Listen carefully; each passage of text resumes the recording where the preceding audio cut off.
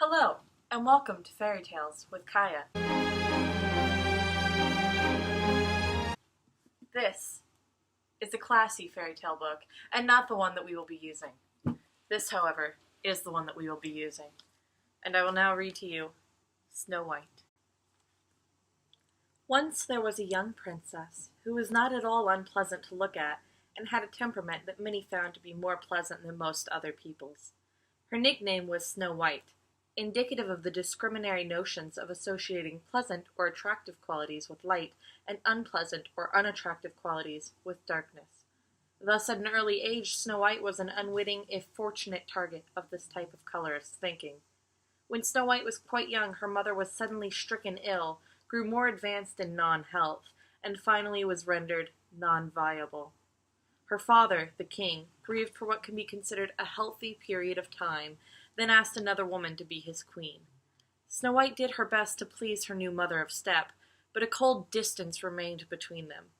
The queen's prized possession was a magic mirror that would answer truthfully any question asked it.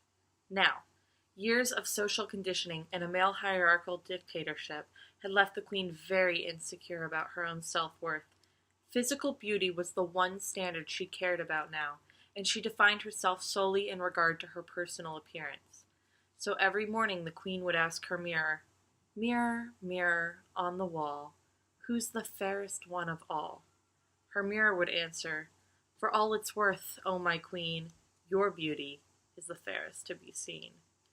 That dialogue went on regularly until one day when the queen was having a bad hair day and was desperately in need of support. She asked the usual question, and the mirror answered, "Alas, if worth be based on beauty, Snow White has surpassed you, cutie." At this, the queen flew into a rage. The chance to work with Snow White to form a strong bond of sisterhood had long passed. Instead, the queen indulged in an adopted masculine power trip and ordered the royal woodsperson to take Snow White into the forest and kill her, and, possibly to impress the males in the royal court, she barbarously ordered that the girl's heart be cut out and brought back to her. The woodsperson sadly agreed to these orders and led the girl, who was now actually a young woman, into the middle of the forest. But his connections to the earth and seasons had made him a kind soul, and he couldn't bear to harm the girl. He told Snow White of the oppressive and unsisterly order of the queen and told her to run as deeply as she could into the forest. The frightened Snow White did as she was told. The woodsperson, fearing the queen's wrath, but unwilling to take another life merely to indulge her vanity, went into town and had the confectioner concoct a heart of red marzipan. When he presented this to the queen, she hungrily devoured the heart, in a sickening display of pseudo-cannibalism. Meanwhile, Snow White ran deep into the woods.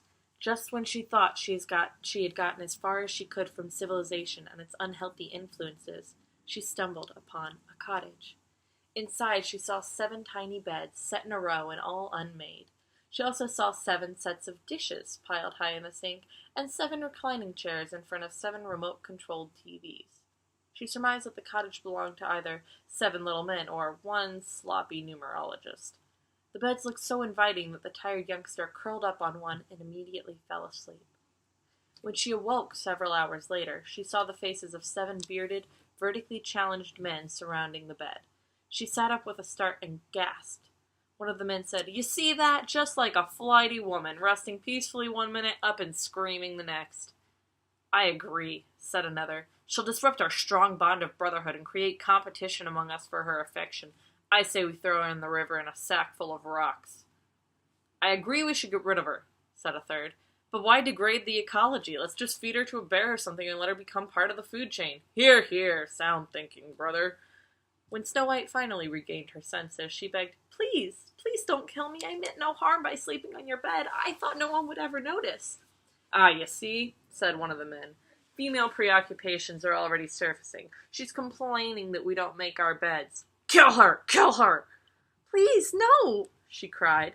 "I have traveled so deep into these woods because of my mother of step. The queen ordered me to be killed." "See that? Internecine female vindictiveness. Don't try and play the victim with us, kid." "Quiet!" boomed one of the men, who had flaming red hair and non-human animal skin on his head. Snow White quickly realized that he was their leader, and that her fate rested in his hands. Explain yourself. What's your name, and why have you really come here?" "My name is Snow White," she began, "and I've already told you my mother of Step, the queen, ordered a woods person to take me into the forest and kill me, but he took pity and told me to run as far into the woods as I could." "Just like a woman," grumbled one of the men under his breath. "Get a man to do her dirty work." The leader held up his hand for silence. He said, "Well, Snow White, if that's your story, I suppose we'll have to believe you."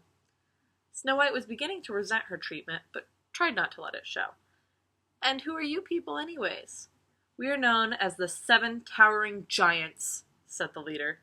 Snow White's suppression of a giggle did not go unnoticed. The leader continued, "We are towering in spirit, and so are giants among the men of the forest.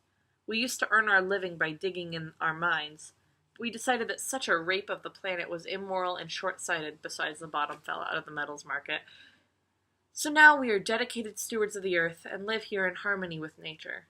To make ends meet, we also conduct retreats for men who need to get into touch with their primitive masculine identities." "So what does that involve?" asked Snow White. "Aside from drinking milk straight from the carton." "Your sarcasm is ill-advised," warned the leader of the 7 Towering Giants. "My fellow giants want to get rid of your corrupting feminine presence, and I might not be able to stop them, understand? My men, we must speak our hearts openly and honestly. Let us adjourn to the sweat lodge." The 7 little men scampered out of the front door, whooping and stripping off their clothes. Snow White didn't know what to do while waiting. For fear of stepping on anything that might be scurrying about amid the debris on the floor, she stayed on the bed, although she did manage to make it without ever stepping off. Snow White heard drumming and shouts, and, soon after, the 7 Towering Giants came back into the cottage. They didn't smell as bad as she thought they would, and thankfully they all wore loincloths. "Ah, look what she's done to my bed. I want her out of here. I want to change my vote." "Calm down, brother," said the leader. "Don't you see, this is just what we were talking about. Contrasts. We can better measure our progress as true men if there is a female around for comparison." The men grumbled among themselves about the wisdom of this decision, but Snow White had had enough. "I resent being kept around like an object, just a yardstick for your egos and penises." "Fair enough," the leader said. "You're free to make your way back through the woods. Give our regards to the queen." "Well, I suppose I can stay until I work out a new plan," she said. "Very well," said the leader, "but we have a few ground rules. No dusting, no tidying up, and no rinsing out our underwear in the sink. And no peeking in the sweat lodge. And stay away from our drums." Meanwhile, back at the castle, the queen rejoiced at the thought that her rival in beauty had been eliminated. She pottered around her boudoir reading Glamour and Elle, and indulged herself with 3 whole pieces of chocolate without purging. Later, she confidently strolled up to her magic mirror and asked her same sad question. "Mirror, mirror, on the wall, who's the fairest one of all?" The mirror replied, "Your weight is perfect for your shape and height, but for sheer oomph you can't beat Snow White." At this news, the queen clenched her fist and screamed at the top of her lungs. For years, her insecurities had been eating away at her, until now they turned her into someone who was morally out of the mainstream. With cunning and malice, she began to devise a plan to ensure the non-viability of her daughter of Step. A few days later, Snow White, to be sure she didn't touch or rearrange anything, was meditating on the floor in the middle of the cottage. Suddenly there was a knock on the door. Snow White opened the door to find a chronologically gifted woman with a basket in her hand. By the look of her clothes, she was apparently unfettered by the confines of regular employment. "Help a woman of unreliable income, dearie," she said, "and buy one of my apples." Snow White thought for a moment. In protest against agribusiness conglomerates, she had a personal rule against buying food from middle persons. But her heart went out to the economically marginalized woman, and so she said yes. What Snow White didn't know was that this was really the queen in disguise, and that the apple had been chemically and genetically altered so that whoever bit into it would sleep forever. When Snow White handed over the money for the apple, you would have expected the queen to be gleeful that her plan for revenge was working. Instead, as she looked at Snow White's fine complexion and slim, taut body, she felt alternating waves of envy and self-revulsion. Finally, she burst into tears. "Why, whatever is the matter?" asked Snow White. "You're so young and beautiful," sobbed the disguised queen, "and I'm horrible to look at and getting worse." "You shouldn't say that. After all, beauty comes from inside a person." "I've been telling myself that for years," said the queen, "and I still don't believe it. How do you stay in such perfect shape?" "Well, I meditate, work out in step aerobics 3 hours a day, and eat only half portions of anything placed in front of me. Would you like me to show you?" "Oh, yes, yes, please," said the queen. So they started out with 30 minutes of simple hatha yoga meditation, then worked out on the step for another hour. As they relaxed afterwards, Snow White cut her apple in half and gave a piece to the queen. Without thinking, the queen bit into it, and both of them fell into a deep sleep. Later that day, the 7 towering giants returned from a retreat in the woods, elaborately decked out in animal skins, feathers, and mud. With them was a prince from a nearby kingdom, who had come on this male retreat to find a cure for his impotence, or as he preferred to call it, his involuntary suspension from phallocentric activity. They were all laughing and backslapping until they saw the bodies and stopped short. "What has happened?" asked the prince. "Apparently our house guests and this other woman got into some sort of catfight and killed each other," surmised one giant. "If they thought that by doing this they could make us slaves to our weaker emotions, they're wrong," fumed another. "Well, since we've got to dispose of them, let's practice one of those Viking funerals we've read about." "You know," said the prince, "this might sound a little sick, but I trust you chaps. I find that younger one attractive. Extremely attractive. Would you fellows mind, waiting outside while I—" "Stop right there," said the leader of the giants. "Those half-eaten apple pieces, that filthy costume, this has all the earmarks of some sort of magic spell. They're not really dead at all." "Phew," sighed the prince. "That makes me feel better. So could you chaps take a break and let me—" "Hold it, prince," said the leader. "Does Snow White make you feel like a man again?" "She certainly does. Now could you chaps—" "Don't touch her, you'll break the spell." The leader thought for a minute and said, "My brothers, I see certain economic possibilities arising from this. If we kept Snow White around here in this state, we could advertise our retreats as impotence therapy." The giants nodded in agreement with this idea, but the prince interrupted. "But what about me? I've already paid for my retreat. Why can't I, take the cure?" "No dice, prince," said the leader. "You can look, but don't touch. Otherwise you'll break the spell. Tell you what, though, you can have the other one if you want." "I don't want to sound classist," said the prince, "but she's not high enough caliber for me." "That's pretty big talk from a man shooting blanks," said one of the giants, and everyone but the prince laughed.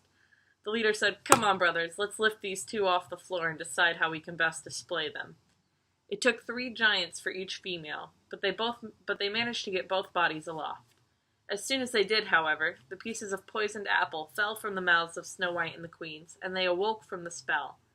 "What do you think you're doing? Put us down!" they shouted.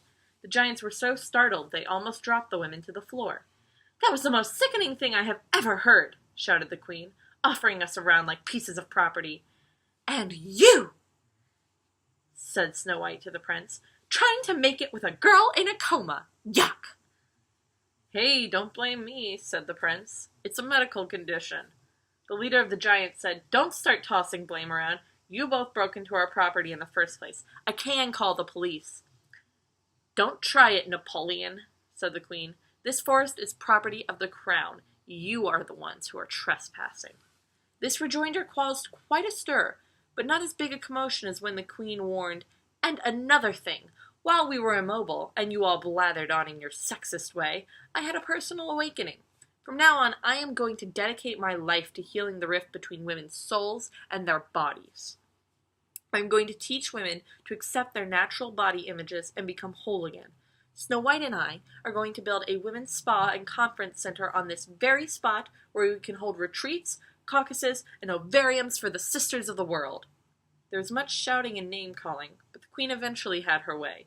Before the 7 towering giants could be evicted from their home, though, they packed up their sweat lodge and moved deeper into the woods. The prince stayed on at the spa as a cute but harmless tennis pro, and Snow White and the Queen became good friends and earned worldwide fame for their contributions to sisterhood. The giants were never heard of again, save for little muddy footprints that were sometimes found in the morning outside the windows of the spa's locker room. The end.